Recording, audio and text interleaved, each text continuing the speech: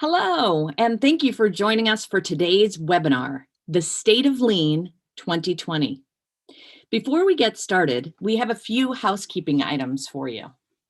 The hashtag for today's webinar is hashtag State of Lean.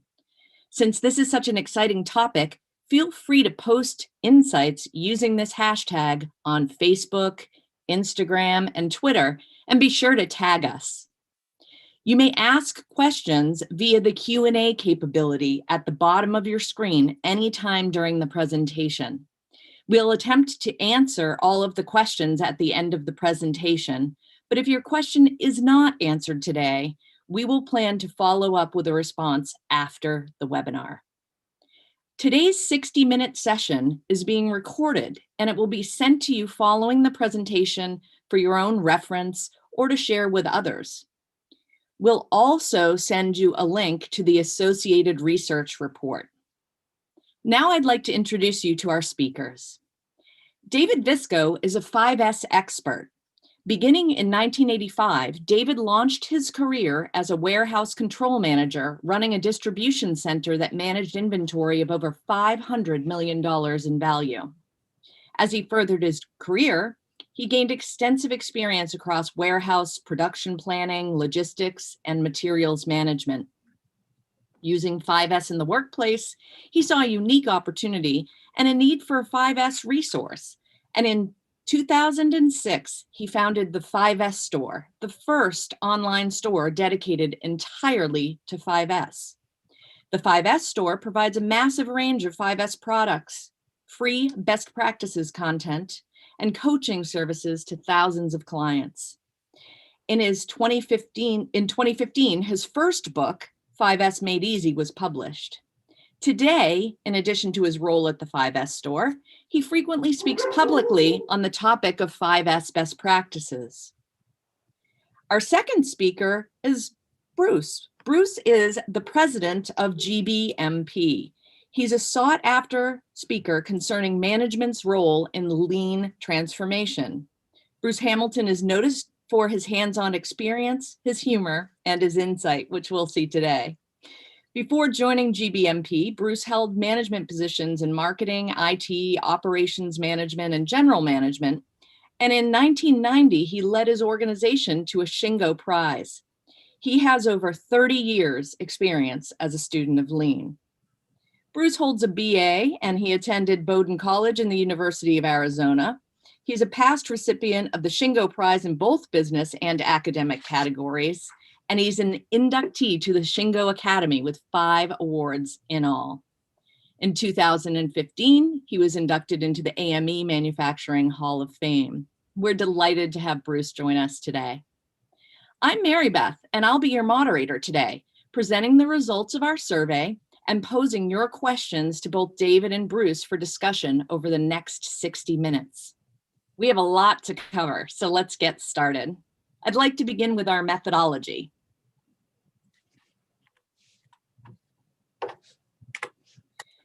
So as you're aware, we put out a survey to companies of all sizes. This began as an effort to create some benchmarks around the use of lean. And our intent is to launch this survey on an annual basis so that we can see the changes that occur over time. The survey was conducted and we received 142 responses from companies around the globe. And representative titles of the respondents included what you see on the screen there. So lots of production and lean managers, quality managers, CI program managers, etc. As we drill down into the detail, we see that the company demographics had a strong mix of public and private companies, not enough responses actually to segment by government agency or nonprofit, but we saw a nice spread across a variety of manufacturing and processing type businesses. And our company sizes broke down to about 10% of respondents being very, very large enterprise firms with more than 10,000 employees. And about half of our respondents fell into the range of the mid-sized company between 100 and 5,000 employees, with a very nice mix of size by revenue. So I'd like to start by talking about the most obvious thing that came up in our survey, which is lean in 2020. So we posed to the group, has the pandemic affected your lean implementation in 2020? And sadly, perhaps the loudest message that was sent by our respondents was that the pandemic did indeed have an impact on their lean implementations.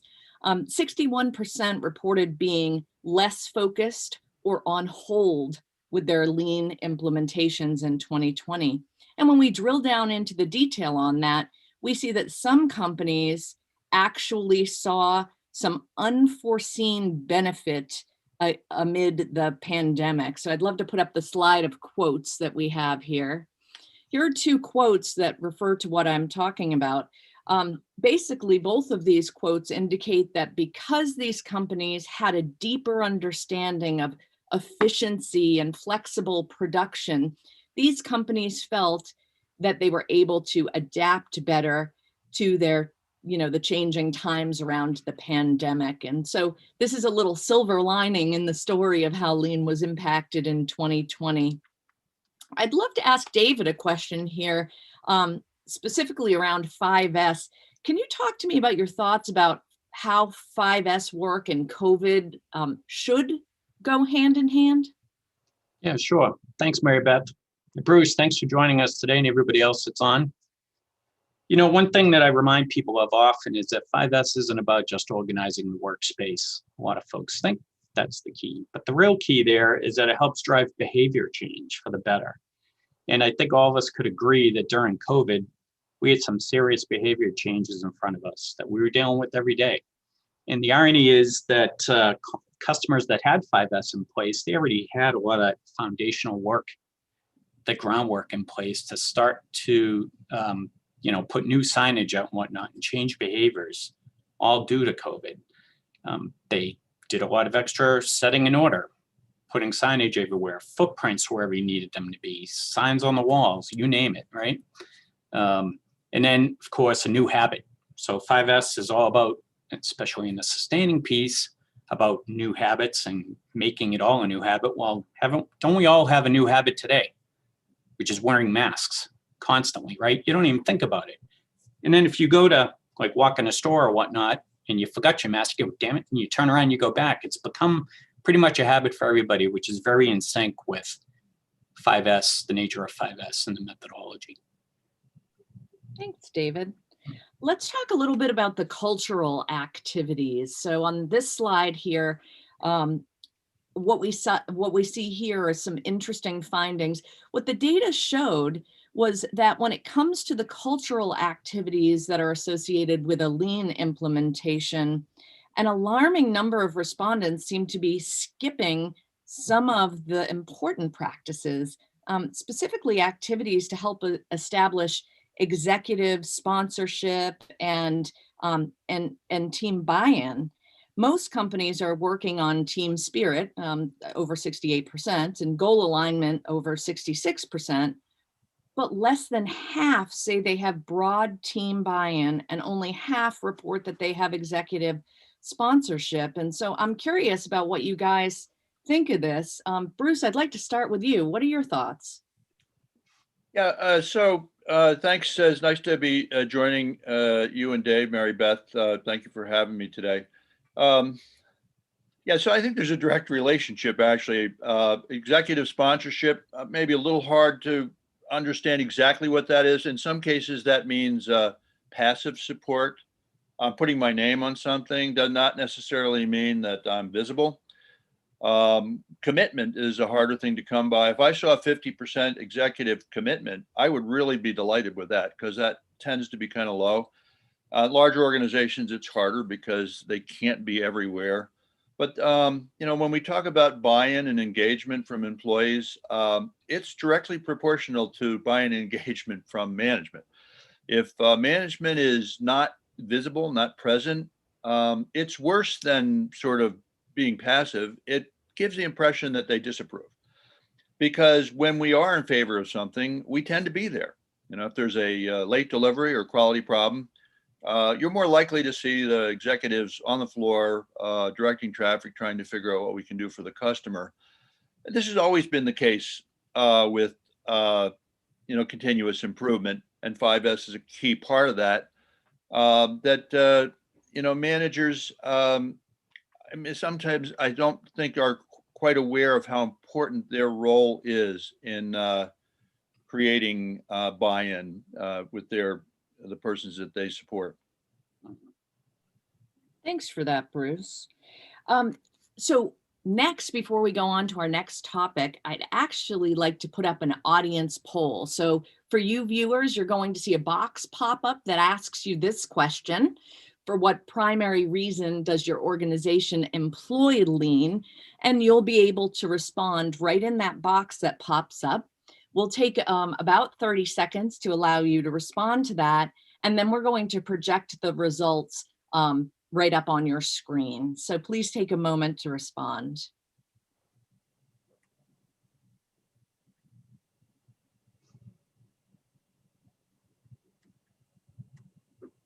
Goodness, I am receiving a message that the technology is not working to put up the poll, which is very unfortunate. So I'm going to move forward. Oh, there it is. It just came up. All right. So now that it's up, if you take a moment to go ahead and respond, we'll be able to look at the responses from the audience. Thank you.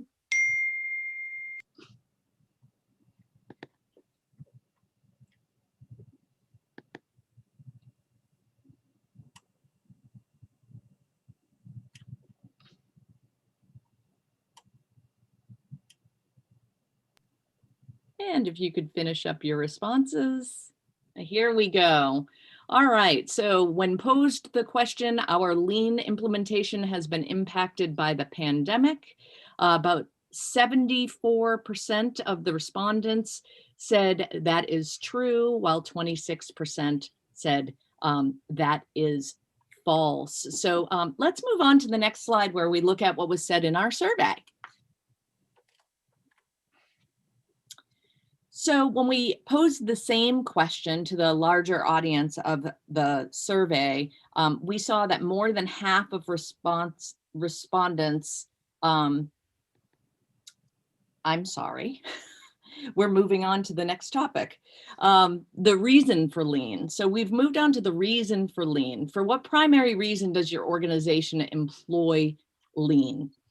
More than half of respondents say that they are more focused on cost cutting than they are on customer driven changes. And as we analyzed these results, we thought that this was a surprising result because lean is intended to drive change based on what's valuable for the customer. And again, more than half here is saying that they're more focused on the cost cutting aspects than they are on the customer driven change aspects. So Bruce, I'd like to kick it over to you and ask, have you seen this happen in companies before? And what happens? What's the outcome or the risk associated with that approach? Yeah, so you kind of have to put it in context, Mary Beth. Look, I mean, we're trying to provide more value with less output. So that does equate to cost cutting at some point.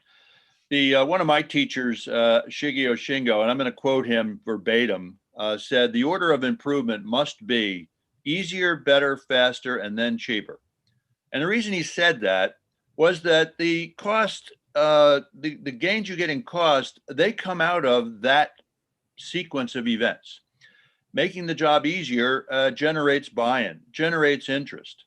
So I embrace that. I have problems, and somebody's going to help me solve my problems. When those problems are solved, I can now think about improving that system, and as I do that, we have cost reduction. The issue is many organizations are very challenged. Our customers, in fact, are saying we're not paying more. You find a way to cut costs, so we take it in the wrong order. And the problem is this: if I say to somebody, for example, I'm going to say, Dave, we're looking at your operation, and we think we found some ways to cut costs. Is that exciting? No, probably not. Dave's probably thinking, oh, I know what that means. I've been through that before. That means I'm either going to have two jobs or no job. So cost cutting does not have a good rep. This is kind of what's happened. And people do not buy into that. But if I say, Dave, you've got some problems there, you've talked about them, we'd like to work on those and fix them because they're getting in the way of your work. Now I have buy-in, and I do get my cost reduction. So it's not so much a matter of whether we're seeking cost reduction. That ought to be an outcome. We ought to be able to do more with less. If you really believe that 95% of the elapsed time of any good or service being produced is waste, there's huge opportunities to cut cost. And 5S is a means by which we do this. If I have to spend hours searching for tools, and I'm not able to change over a machine, which means I don't have stability in my operation, which means that my internal customer is not going to get the parts they need, which means I'm not satisfying the customer. But if in fact I'm doing all those things and I understand what the value is, I'm feeling better as a provider, I'm reducing the cost. I'm providing better service to the customer. All of those go together. The challenge is when we look at this from a distance, and not to pick on management, yeah, maybe that's what I'm doing. When we just see this as some way of reducing the cost of a part without understanding the rest of those means, it does kind of come across as mean-spirited. So, and this is not something which is driven by the pandemic per se. This is pretty much the way this process has, been viewed for all of the time that I've been involved with it. That's interesting insight. Is there anything, Bruce, that you think practitioners can do to change if they're going down the path too focused on this cost cutting? Do you have any recommendations on how to become realigned? Well, this is a popular thing, but certainly if you can get people out to see what's going on, that's a big deal. If the persons who are making the decisions, and the challenge is when there are problems, the persons who can see them most of the folks right on the floor, and that could be an office, it could be an operating room, could be any floor where the work is done. But the persons then who are making the decisions regarding accounting decisions, they're not too close to the floor. They would like to know more, but if they're relying on reports or secondhand information, they're not actually understanding the relationship between lean and the benefits of lean. There's so much more that can be done, but we don't see it. So I always recommend first thing you can do is find a way to get those folks who don't know too much about the process, get them out to the floor so that they can see the causal connection between the good work that you're doing and the impact of the customer, the company, the employees, and all of that. And they get it. People get it. So how do you get them to the floor? Well, if a customer comes to town, they'll be out on the floor for that. Time to showcase what you're doing. That's a good time to do it. Or get them involved in some sort of an activity. For example, with 5S, if you can get persons at executive level who are there to recognize people for excellent participation, get them out. Thank you. You might have to give them a few crib notes if they're not familiar with what's going on. But they figure it out. They get out there, and all of a sudden, they're part of that process as well. And now they see the connection. Makes sense. Yeah. So one of the other things that we seeked to learn in our survey was the breadth of lean implementations. And so we asked the audience to tell us where lean was currently being applied in their organization. And so about 32% reported that lean had been applied enterprise-wide. But you can see here on the graph that manufacturing, shop floor, procurement seem to be the big focal areas. Bruce, were you surprised to see functions like marketing and accounting on this list at all? And, do you have any additional color on how you see lean used across the enterprise? Yeah, so it's a good question. So hey, I'm happy to see them there. The reality is that the Toyota production system, or lean, is something that was associated with a production floor, began on a production floor in an automotive company. And so in most organizations, the problems are often seen to be there. and they reveal themselves there. If there's a problem, you know, if the parts are missing from a bill of material, you find that out on the shop floor, typically, or you might find it out in procurement. So those departments tend to be focused on first, but in fact, the cause may be well upstream, you know, in engineering or administration or marketing. Those are areas that have an equal impact. Like I'm teaching a workshop now, which we call enterprise alignment, and it's for the entire enterprise. But we just have a history. The legacy is that this was a shop floor thing. You know, I started out in marketing. And so I'm fully aware that there's loads and loads of opportunities for doing a better job with the systems that we have there. And incidentally, you know, the marketing systems, they're going to be a lot different than you would find, you know, in other departments. Marketing will look at things that value stream mapping is certainly something that can be used almost anywhere, but the systems vary according to department. I'm happy to see that marketing and accounting are involved. More and more, I think organizations are beginning to realize that, hey, this is a top line tool. We can increase our sales. We can grow with the resources we have. It's growth oriented. If you happen to be in a marketplace where the market is not growing, you know, you're more likely to kind of be in that last person standing category where you're trying to find ways to always make more with less.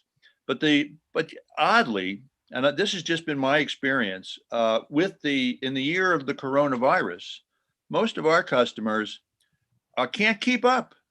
They can't keep up. The constraint is in their place. It's not with the customer. It's not like they're reaching out trying to find orders.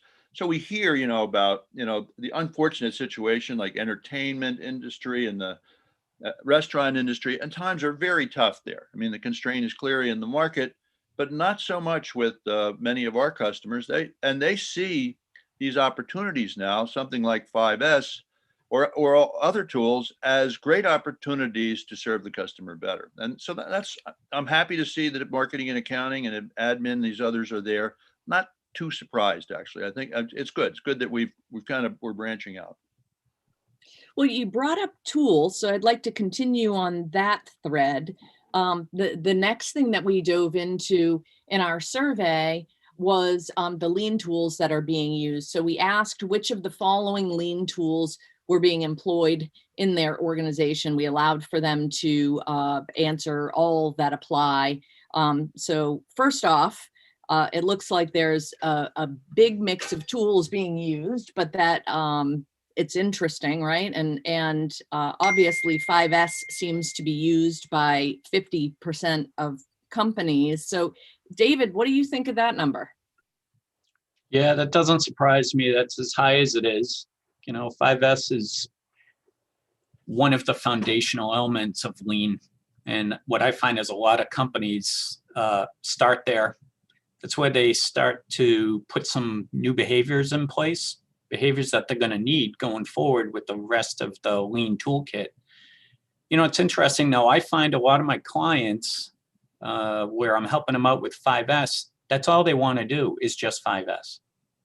And I said to them, like, what about all the other good stuff the lean has to offer? You know, I mean, TPM in and of itself, there's so much money that could be saved there. And they're like, no, we're good with 5S. I'm like, oh, okay, well, I love you for it, but there's a lot of opportunity you're missing, you know, and you can see down the road there, we got value stream mapping and SMED and some others, but yeah, 5S is usually where most people will start out.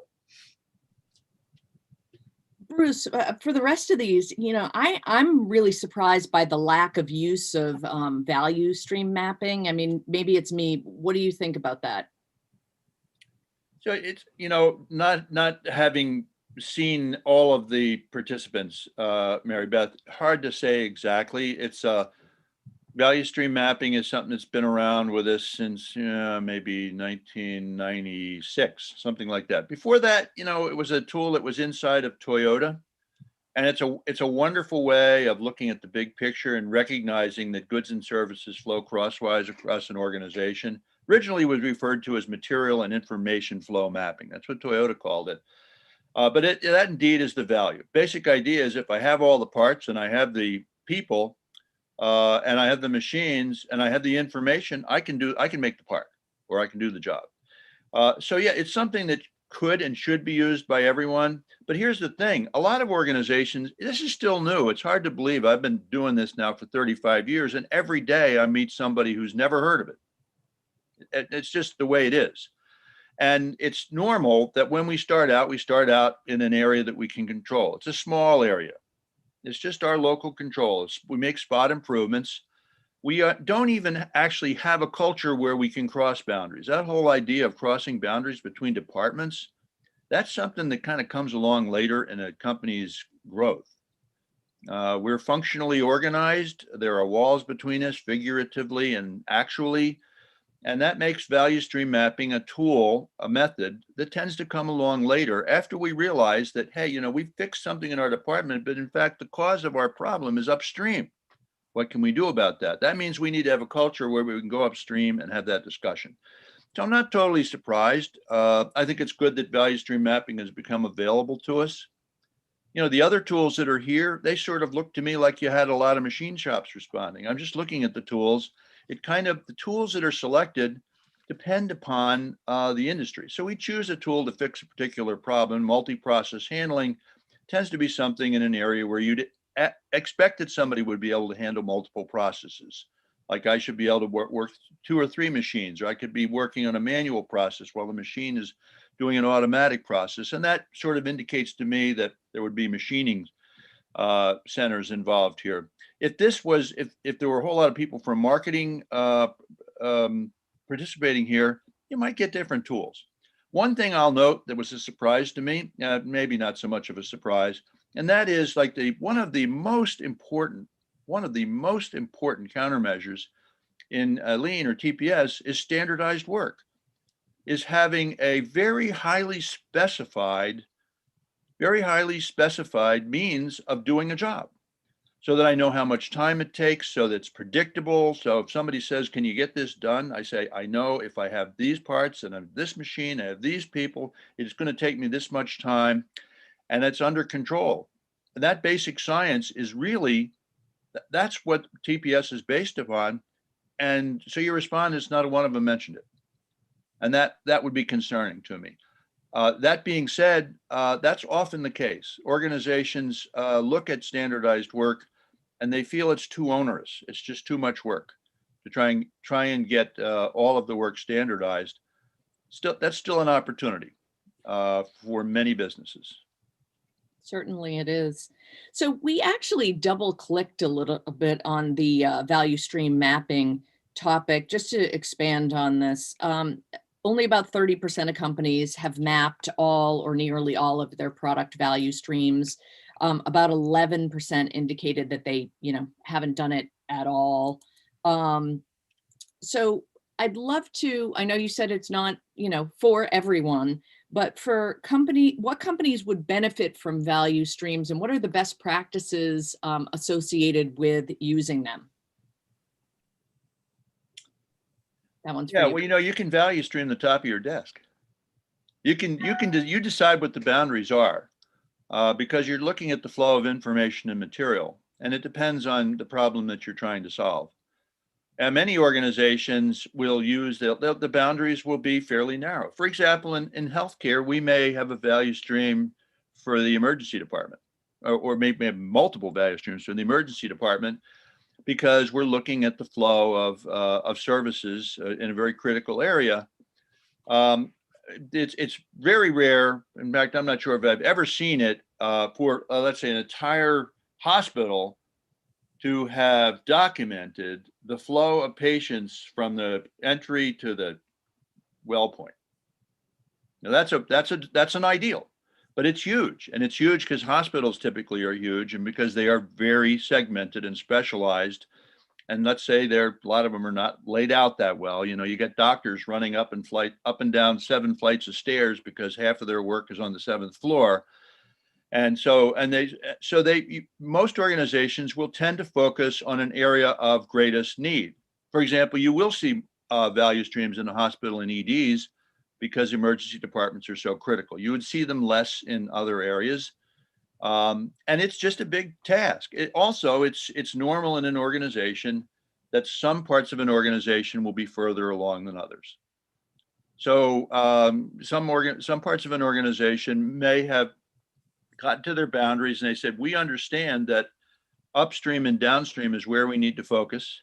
We now have that line of sight, and we're now focused on that, while others are still back trying to figure out, why would I even want to do 5S?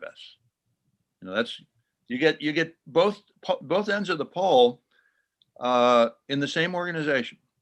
That's why you get this variation. And honestly, I would rather see one really, really deep dive into a single value stream than to have, sort of that inch deep, mile wide attempt where everybody's drawn a map, but none of them are doing anything.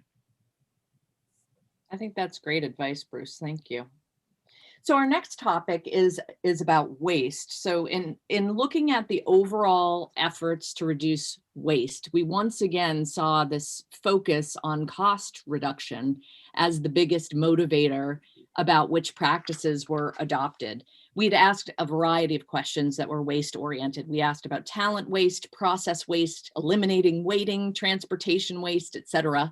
For example, in the case of transportation waste, the practices that kept production components in the immediate vicinity of a workspace were super, super popular. Yet practices that require looking at the entire production process were less popular. So specifically, 47% of respondents say they ensure that production materials are located at the cell where they're going to be used and no longer than an arm's length away from the worker. But only 10% say they have minimized the distance for materials to be transported to and from a production area. When it comes to overproduction, high percentage of respondents, 88%, said that they are working to address overproduction, but their methods differ. WIP limits are less used than I thought they'd be, et cetera. I'd love to start with you, David, on this one. How can 5S help with the reduction of waste? Oh my, it's like shooting fish in a barrel. Well, most common, as most folks are aware of, is, searching for tools. Either searching for tools or information or even direction in what to do next.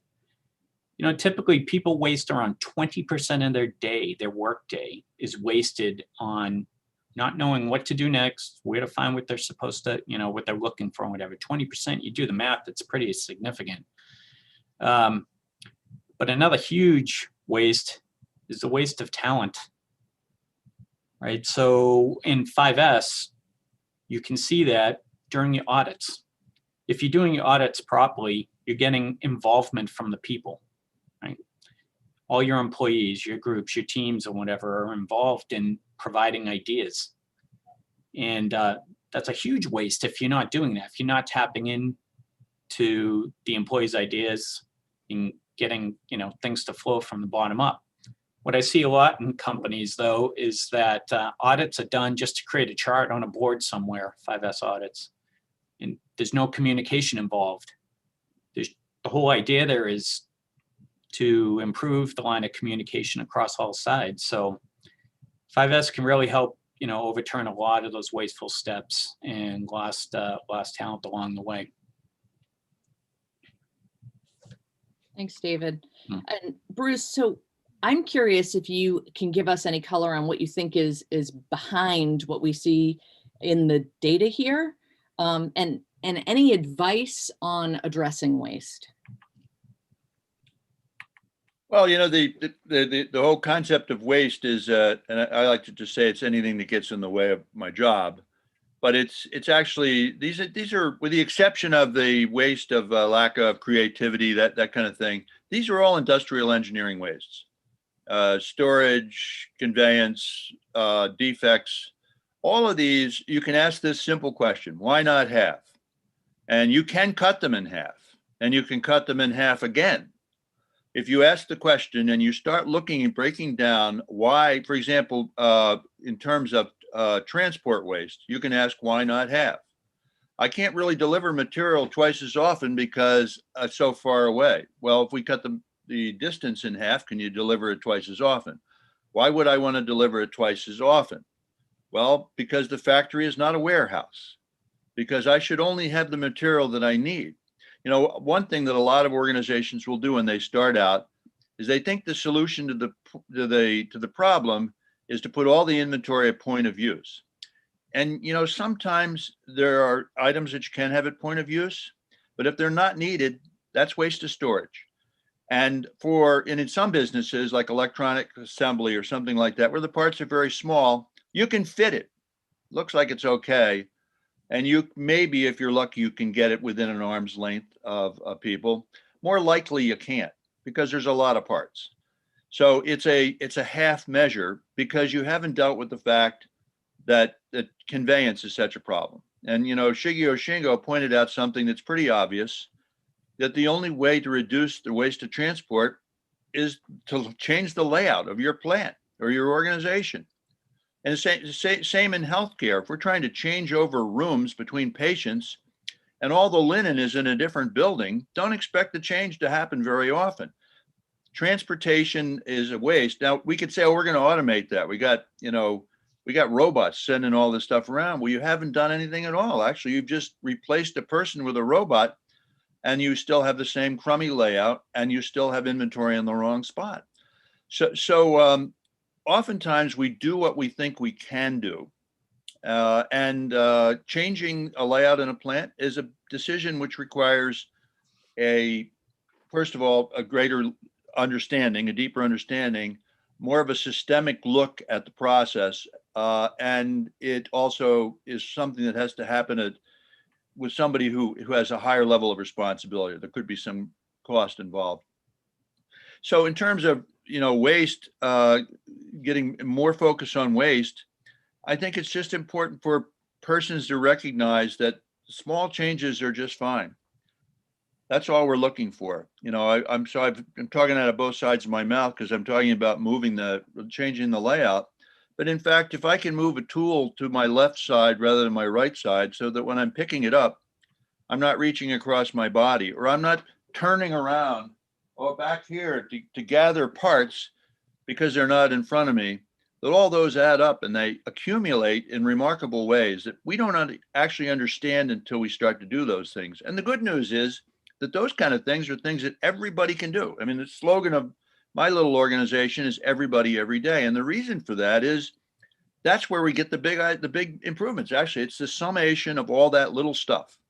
It turns out that it's not so little. And it's that stuff which alerts us to the bigger opportunity, such as a system-wide type of thing of, you know, improving our transport. Thanks for that. David, I'm going to throw another waste-oriented question in here and have you talk about red tagging a bit, if you don't mind. Yeah, as far as what exactly? And in terms of, you know, wasted equipment, things that aren't being used, and creating spaces that allow for better movement for production purposes. Oh, okay. Yeah, I mean, it's funny. A lot of places I go into, I don't see much of a red tag program, especially with the folks that supposedly have a strong 5S initiative going. Very rarely do I find them. I've reached out and asked hundreds of customers, send me pictures of your red tag area, and nobody has them. I mean, it'd be great if that's because they cleaned them all out, but that usually isn't the case. Where red tagging will help in the waste process there is, the whole concept there is to go through your area, left to right, top to bottom, and see what it is that you don't need. And if there's stuff that you might not know of, if you need, you know, sort it out, tag it, have somebody involved there that can figure out what to do with it and move it on. Maybe move it to an area, but have somebody manage the red tags for a time. And staying on top of that will really help. I've seen places free up half of a work cell just by going through a strong 5S effort. Just that little piece alone, because you move all the stuff out of the way and you can reorganize and set it up with better flow and use the rest of the lean toolkit, certainly. Yeah, red tagging is just one small piece that can help free up space. but certainly worth doing. Mhm. Great. Let's move on to quality control. So we did ask questions of the audience. We asked, to what extent are you employing quality control measures? It looks as if there is widespread focus on quality, which is good. But it also seemed that a large amount of respondents are only able to focus on some of the defects that are being created by their various processes. Obviously, this is an important topic. So Bruce, I'd love to spend some time with you on quality control here. So what are your thoughts on why we saw these results and what the impact of that might be? I don't know, it's concerning. I'll say that. I mean, kind of rule number one is never pass a defect, ever. So if and what I'm seeing here, so people are they're taking steps. Okay, I'm not sure what that means if in fact they're only focusing on some of the defects, and it's a challenge. It's definitely a challenge. There's so much, oftentimes defects manifest themselves in other ways, in missed deliveries, in higher costs. Customer didn't get his product on time, or we had to pay more for it because of all the rework that's in our plant. Even companies that suggest that they never have a defect leave the plant. If you visit, you often discover that the entire floor is just rework. It's sorting and reworking, policies that accept material that's not right, drawings that say rework is necessary, that the policies are there because we anticipate those problems. We expect that, hey, this stuff happens. That continues to be, I think, a general condition in industry. And I think in some respect, it's because, when you have lots of extra inventory, if you have a bad piece, you just throw it over the shoulder and you work on the next one. If we have lots of work in process and there are defects, we work on the product that doesn't have the defects. So it's hidden from us in that respect, but it's a huge cost driver. And I think the reason that we don't see more of it is because the persons who need to understand the impacts of poor quality are not close enough to the process. For example, Kanban pull systems just will not work if they're filled with defects. They just don't work at all. They just fall apart. Nobody trusts. It's like, when you go to the store and you're shopping, here's your Kanban system, you're pulling material off the shelf. Do you open the bread to see if it's moldy? Do you look at the eggs to see if they're cracked? Do you smell the milk to see if it's bad? No, because its system works because they're taking care of that. And they have a narrow shelf, broad selection. But that's not the way it is. That's not the way it is in industry. That's what we have to do. Every time we get something, we have to check and see if it's okay. And incidentally, the same is true of information. If you're an insurance company and the first thing you do is call the previous process to check on the correctness of the information, the problem is invisible to you. There are entire functions in companies whose job it is just to check on stuff that should have been right in the first time. This is not the fault of the people who are doing the work. It's the systems that we put in place. The fact that, and I'm speaking, my former job, where just realizing that we had purchase prints that said it was okay. We could accept stuff that was bad, that we had an acceptable quality level. I'm saying, well, that's not, how could that be? So there's a higher level issue in terms of what we consider to be adequate. I think underneath that, there's this fundamental belief that things can't be perfect. Okay. And as a result, we accept a lot. We accept a lot that we shouldn't, and that drives these other behaviors. Those are good points. And, quality control and having a culture of continuous improvement, to me, they kind of live hand in hand, right? And we saw overwhelmingly the majority of people are using Kaizen to make improvements, right? 88% said that. But there's 12% holdouts, right? So Bruce, what's the risk for them? Yeah, I'm not sure. Actually, if 88% of organizations surveyed actually are making improvement, I'd be pretty happy with that. It depends on what they mean by improvement. For some organizations, like Kaizen is one of those words that some companies think is only for big events. So they might be saying, no, we don't have big events. They might just call it just do it. Or, yeah, we're fixing things on the fly. So it could just be semantics, understanding what Kaizen is. Yeah, I mean, thinking that's probably it. I'm happy to see that apparently 93%, 88% of the respondents had some idea of what we mean by continuous improvement. And just so you know what I think, I like Masaki Imai's definition that continuous improvement is many small changes for the better that come from the common sense and experience of the people who do the work. And that includes all that 5S stuff that Dave is working on, that they know. Folks are there. They know where the stuff belongs. And they're the ones who can make changes every day. So if that's going on at 88%, I'll take it. I don't know what's going on with the other 12%. You know, they may just not know what Kaizen is. It may be that the word is just not known to them. Good feedback. So our last topic that we're going to dive into before customer questions, and by the way, I encourage you to get your questions in via the Q&A function so I can get them all teed up in order before we start that. And now's the time to do it.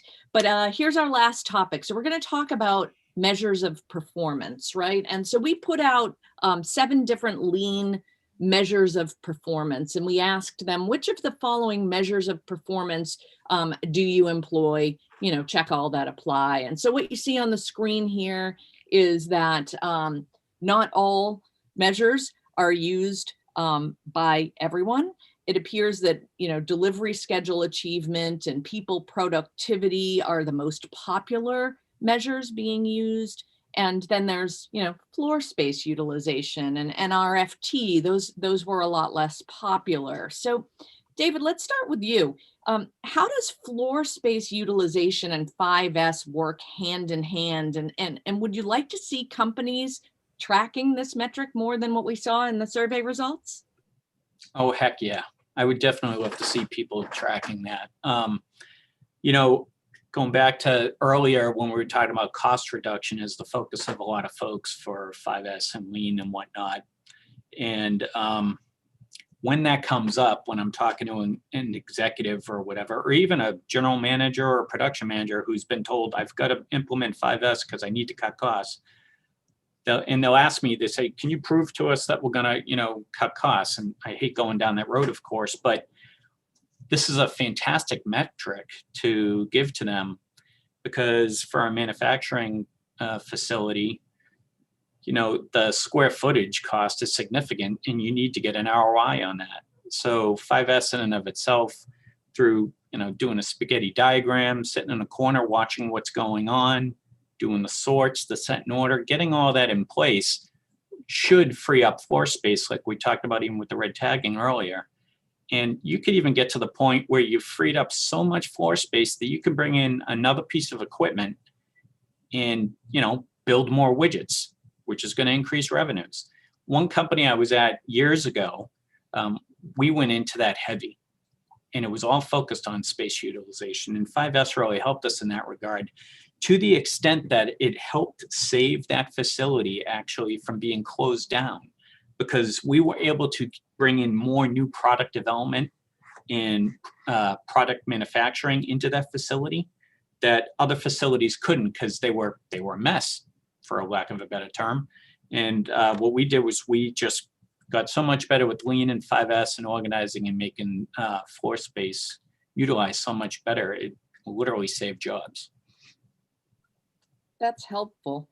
Let's kick it over to you, Bruce. So what words of advice do you have regarding measures of performance? What did you think of what we saw here?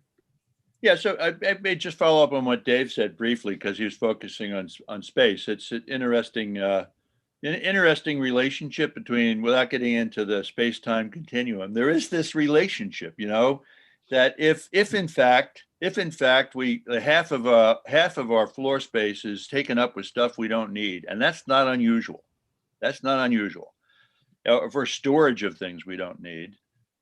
Then if we compress that, guess what? We also have made conveyance easier. We've reduced motion. So Dave referred to spaghetti diagrams. And he also made the point that we've opened up the possibility that things that are absolutely in the wrong place can now be moved to the right place. And that creates the opportunity for things like continuous flow of material that we might not have seen before. So it's not just floor space. Yeah, floor space is expensive, but if you take the opposite, because sometimes companies will say, "Oh, we're growing," and I say, "What do you mean?" Well, we're doubling our floor space, and I look around and say, "Well, why are you doing that?" I said, "Because why are you doing that? Can't you make it in the space you got?" They said, "Well, we got a loan and we're doubling our floor space." I said, "Well, what you're going to be doing is doubling the distance that everything has to travel if you're not careful. You'll be doubling the excess storage space for things you don't need."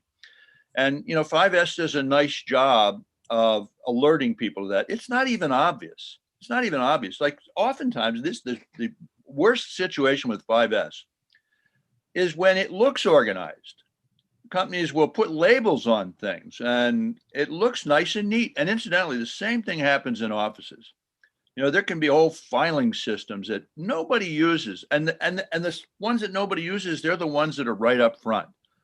And the ones that people need, well, you have to put them somewhere else because you get all these files that are neatly organized that nobody needs right up front. So, the relationship there with floor space, it has many more potential good benefits. Just want to comment on that. Also, I'll say there's many more measures certainly that we could put in here. A couple that I think are missing. First of all, safety's got to be on there. That ought to be right up top. And engagement, things that focus on persons. Dave, when you were talking earlier, you were saying that eighth waste of loss of human creativity. If organizations are not looking at that consciously, we just lose track. We forget that, hey, any of this value that we're getting is coming from our employees. And so those are some key measures that I think those two, safety, which is also certainly about human development, to make sure that we're recognizing the providers of the value and not just the customer. So you've given me the perfect teaser for the report because safety was addressed in the report, but not addressed in today's webinar. So thank you for that. So we've had a number of really great questions come in from our audience, and I'd like to pose them to both David and Bruce. I'll try to point them in the right direction where I can, but either of you can feel free to chime in whenever you feel like it. The first one has a little background with it. So executives have, they play a very important role in lean transformations. They'll even agree with that. But there are many other drivers that seem to get in the way. Some are invisible, some are known to a few, but not others in the organization. So the question is, how can we deal with the invisible cultural attributes that in the end, force the executives to make a decision to either go full on lean or kill the lean program so that they'll really go full on lean? I think this is a good one for you, Bruce. What do you think? Yeah, so first of all, I think something that's every organization needs this. They need a burning platform. If they can't figure out why they're doing it, you're kind of leaving the top executive out there where he or she feels uncomfortable because they actually work for somebody too, somebody who's even further from the floor than them. There's got to be a reason. It could be cost. If it's cost, yeah, fine. It could be that you're getting killed on delivery. It could be right now, people can't find enough employees. It's hard to believe we have all these unemployed people, but we can't find workers to build the product. There has to be a burning platform. I have to have an emotional connection with this, and I have to share that emotional connection in order to give me the latitude to make these changes. I forget who said this, but John Shook reminded me of it a couple of years ago. He said, I think this comes from a French general, never let a good disaster go to waste. that we need to have that. We need to have some emotional connection. Companies that are doing lean for lean's sake, they're starting off in a very weak position.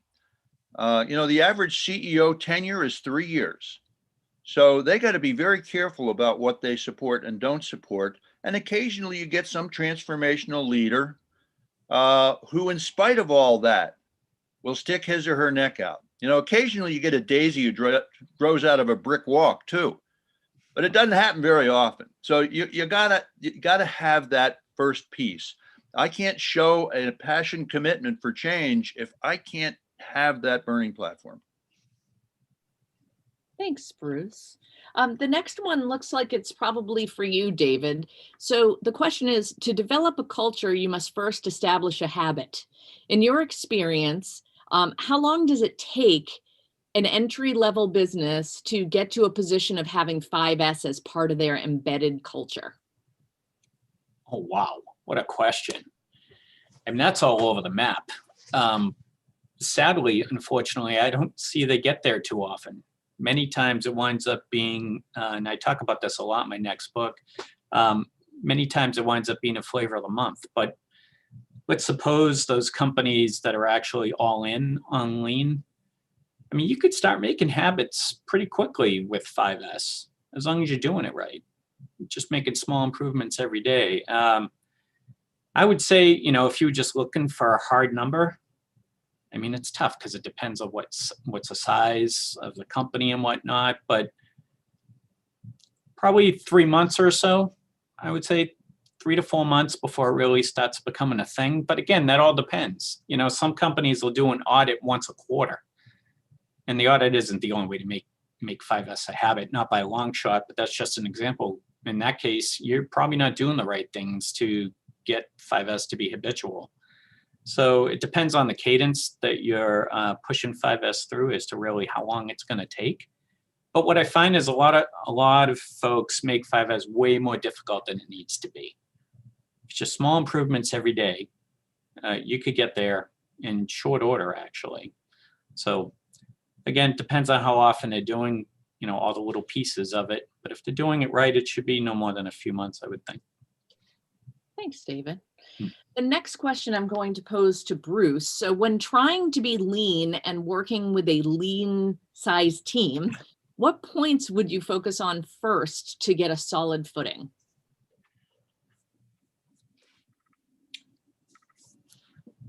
Well, I think first of all, you need to understand what the opportunity is. And typically, you know, if I'm visiting an organization, I'm trying to figure out the problem they're trying to solve. Is it they're, as I mentioned earlier, because they can't keep up? Is it because they have lots of problems with information? You know, bills of material are all wrong parts go to the floor, missing parts. What are the headaches? And I'd mentioned earlier, easier, better, faster, and cheaper. Let's take a look at the things that are really driving people nuts and work on those first. And they'll tell you, they'll help you with that. And also I'd suggest that, you know, you pick an area that's a proof of concept. There are some rare organizations who are really raring to go, and others who, you know, they say we don't have any time for this. And they're saying that because they don't yet understand that there's any benefit. They're already struggling. They have some problem. Pick some problem and solve it. You know, and so that our learning is that, hey, we tried this, it worked, let's try it some more. And if you pick a narrow problem and solve it, you've also developed internal capability. You've got some folks on site now who are starting to get it, and they can reach out. Now you kind of expand those boundaries and you pick another project and you get more people involved. So that's the approach that I like to take. Thanks. And our next question, this one, I'm going to be honest, I'm not sure who to point this one at, and it's very specific, but I'm going to ask it anyways, and I'm going to have you try first, David. This one is, so do you guys have any suggestions as to how to consolidate newly available space that's broken up into small pieces, similar to defragmenting a hard drive? Lots of small areas that are not conducive for alternative uses. Any suggestions? That's a tough one. I don't have anything. What do you got, Bruce? So it's valuable to remove things from the workplace that are not needed. You know, to make it obvious. That's good. That's good by itself. And sometimes it's not immediately apparent what you can do with the space.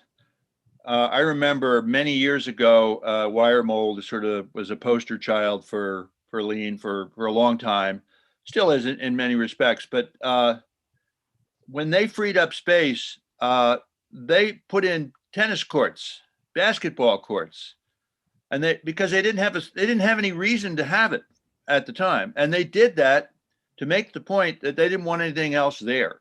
So at the very least, if you free up that space, put a big red X in the space and say nothing's stored here, because space, does not like to be free.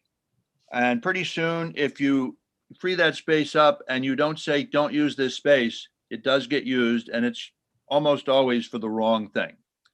So there isn't necessarily. It kind of depends on the condition. In an assembly type organization where things are on benches and it's lighter, yeah, that defragmenting is almost automatic. It's not hard to do.